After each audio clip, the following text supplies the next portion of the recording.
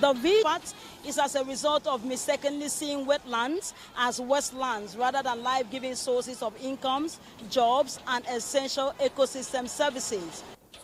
Also in this package, we shall analyze the newly released 2025 rainy season forecast by NIMET and the expected impact on key sectors of the economy. And on business, Benny Adams is around to count every penny, while Badia Delaya will be tracking is in the eating. I'm Henry John, and this is News Extra. Welcome.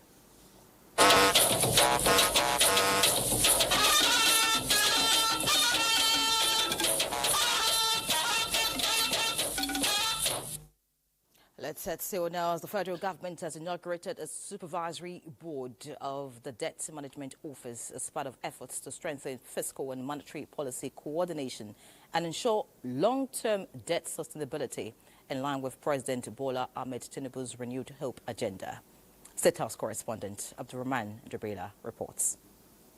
Singular honor and privilege to inaugurate the supervisory board of the Debt Management Office.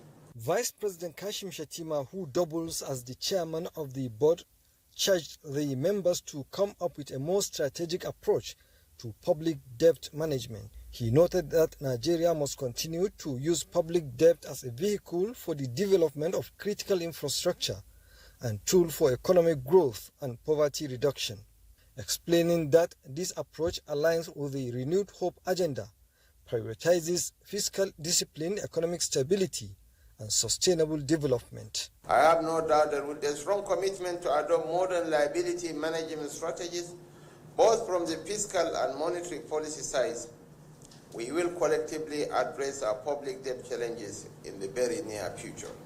A $2.2 billion double tranche Eurobond, which he described as boosting investor confidence in the country. From the State House, Abraham Jibril. Looking up for Nigeria financially, as there is a proposal to increase the 2025 budget size from 49.7 trillion to 54.2 trillion naira. This was communicated by President Tinubu to the National Assembly. It's of priority to channel the additional funds. Strengthening national security, investing in agriculture, solid minerals, and manufacturing, reducing over-reliance on oil revenues. The National Assembly is working to pass the 2025 budget proposal before the end of February. Senate has approved 3 appointees of the President as members of the Code of Conduct Bureau. The lawmakers also invoked the provisions of Section 157 of the Constitution to remove 3 suspended resident electoral commissioners of INEC. The aforementioned resident electoral commissioners will... Infrastructure Fund.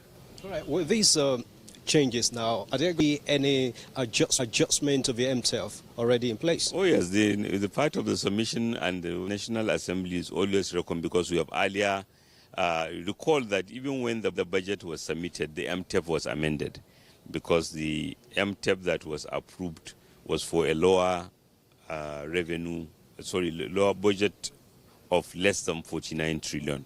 So it goes together, and the National Assembly has always, particularly this additional revenue was established with participation with the National.